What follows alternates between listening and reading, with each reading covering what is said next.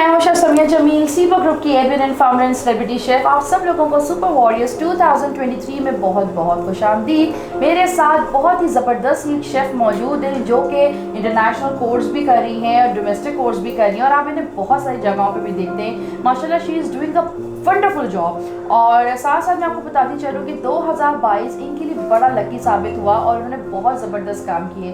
अब हम पूछते हैं उज़्मा से कि उनका उज़्मा किचन 2023 में क्या कर रहा है, क्योंकि ये कर रही हैं कुछ ब्रांड की चेंजिंग, तो उस ब्रांड के बारे में जानने की कोशिश करते हैं। अस्सलाम वालेकुम उज़्मा। अस्सलाम वालेकुम, कैसी हैं? अल्हम्दुलिल्लाह, आप सुनाए कैसी हैं? बस ठीक ठाक। तो क्या 2023 में नया ब्रांड आ रहा है आपका? जी बिल्कुल। क्या नाम है?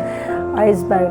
वाह ज़बरदस्त। उसमें क्या चीज़ें होंगी, क्या धमाकेदार चीज़ें? उसमें जैसे सर्दी आ रही है, विंटर आ रहा है, और उसमें जैसे कि चाइनीज़ कुजीन होगा, सी फूड होगा और फास्ट फूड होगा, इस तरह तो के। सारा काम आप घर से करेंगी? नहीं है, ये हमारा मोबाइल किचन बन रहा है। वाह, थोड़ा सा बताई तो। हमारा मोबाइल किचन स्टार्ट हो रहा है अभी, ये समझ। अच्छा, मोबाइल किचन है ये? जी, तो जी। क्या क्या होगा बताएं ज़रा। मोबाइल किचन में सी फूड होगा और चाइनीज़ कुजीन है सारा, और सूप वगैरह। तो ये मोबाइल किचन का आइडिया कैसा आया आपको? ये मेरे साथ एक शेफ़ हैं, शेफ़ खुर्रम अच्छा जी, उन्होंने मुझसे मतलब की बातचीत की थी कि आप इतना ज़बरदस्त, आपकी कटिंग और आपके स्किल्स इतनी ज़बरदस्त हैं कि आप माशाल्लाह से ये होती इंस्पिरेशन स्टोरीज़ जो सचमुच की स्पेशल इंस्पिरेशंस हैं आप लोगों के लिए, क्योंकि वो ख़वातीन जो घर पे एक छोटा सा काम करती हैं, जिसके बाद वो डिफरेंट कोर्सेज करती हैं डिफरेंट इंस्टीट्यूट्स के साथ, फिर प्लेटफॉर्म्स को ज्वाइन करती हैं, लेकिन फिर इन द एंड वो फिर अपने आप को मनवाने के लिए तैयार हो जाती हैं कि अब माशाल्लाह से आज वो यहाँ अपना एक मोबाइल किचन बना रही है।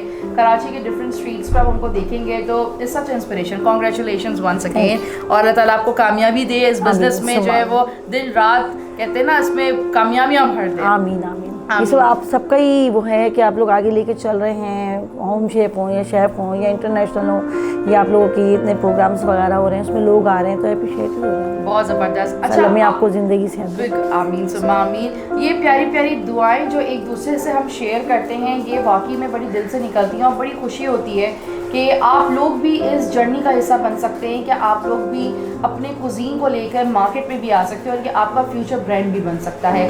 तो चलते हैं, आज आप क्या लेकर आई हैं हमारे लिए, ज़रा बात करते हैं। अच्छा, ये आपने क्या बनाया है?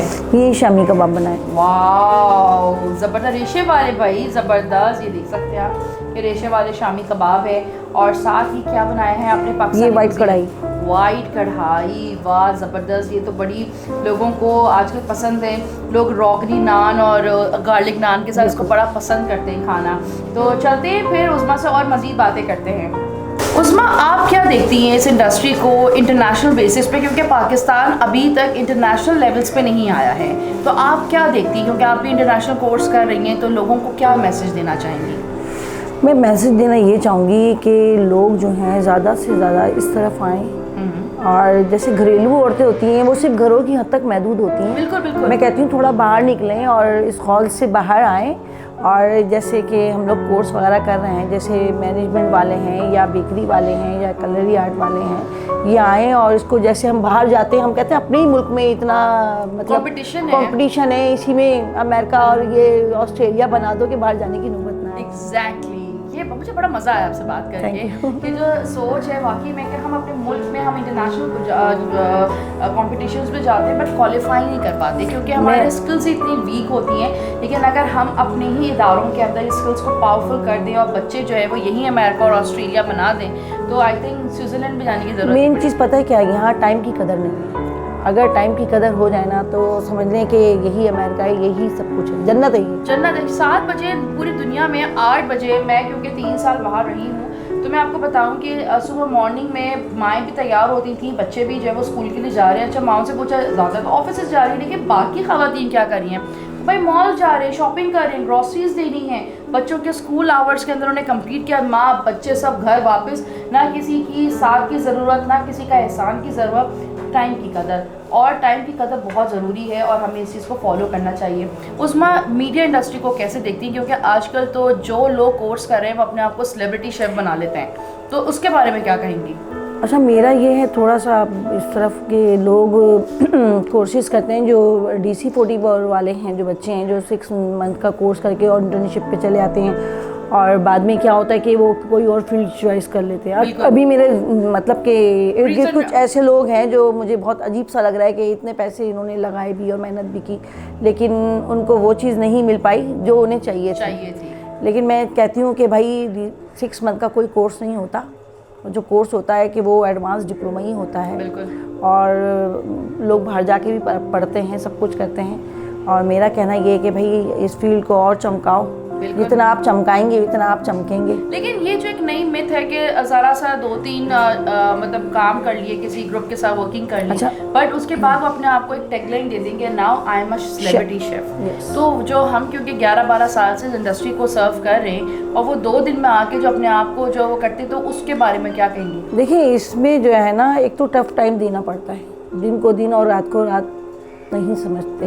हाँ। बारिश हो, आंधी हो, तूफान हो, मौत हो, मैयत हो, अपना काम पे फोकस देना है, तो तब तो आप आगे निकल जाएंगे। बिल्कुल। अगर आप काम पे फोकस नहीं देंगे और सोचेंगे आज छुट्टी मार लो और आज सो जाओ, आज मैयत में जाना है, तो आप कभी भी आगे नहीं बढ़ सकते। बिल्कुल बिल्कुल। ये मैंने 8 साल इस फील्ड में अपने होम शेफ से किया घर से, और 8 साल के बाद जब मैंने अपने बच्चों की शादी की तो फिर मैंने सोचा कि मैं इस फील्ड में आऊँ, सर्टिफिकेट हासिल करूँ, तो फिर मैंने एडमिशन लिया था। ज़बरदस्त। तो मतलब आपकी कैसे जर्नी रही घर से, फिर अब आप एक वो दुनिया में आ रही हैं जो एक मर्दों की दुनिया है? मैं खुद एक मर्द हूँ।